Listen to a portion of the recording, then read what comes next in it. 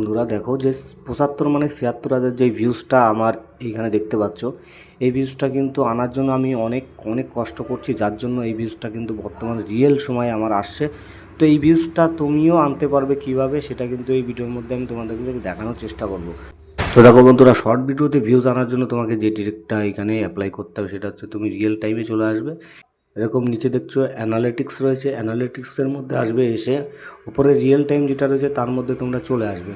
আসার পরে তোমরা যে গ্রাফটা দেখতে পারবে, তোমাদের যে ছোটোখাটো যে গ্রাফটা তৈরি হবে সেই গ্রাফের উপরে তোমরা টাচ করবে এইভাবে।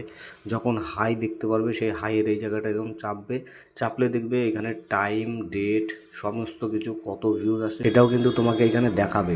তো দেখতে পাচ্ছ যে ২১ তারিখ ৫টা ৩০ PM মানে প্রায় ৬,৯৮৮ ভিউজ এসছে। এবার আমি যদি এইখানে করি তো এখানে দেখতে পাবো ২২ তারিখ ৯টা ৩০ AM, এইখানেও কিন্তু ৬,০০০ মানে ৪৪৮টা ভিউজ আসছে।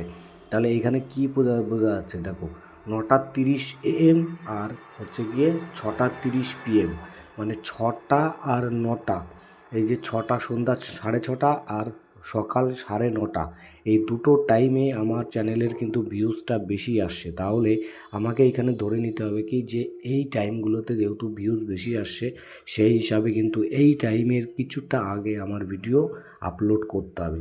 এইভাবে তোমাদের অ্যানালিটিক্সের মধ্যে গিয়ে দেখে নেবে যে কখন তোমাদের ভিডিওতে ভিউজ আসছে, সেই হিসাবে কিন্তু তোমরা ভিডিও আপলোড করো, তাহলে তোমাদের ভিডিওতে ভালো করে ভিউজ আসবে। তো থ্যাংক ইউ ফর ওয়াচিং।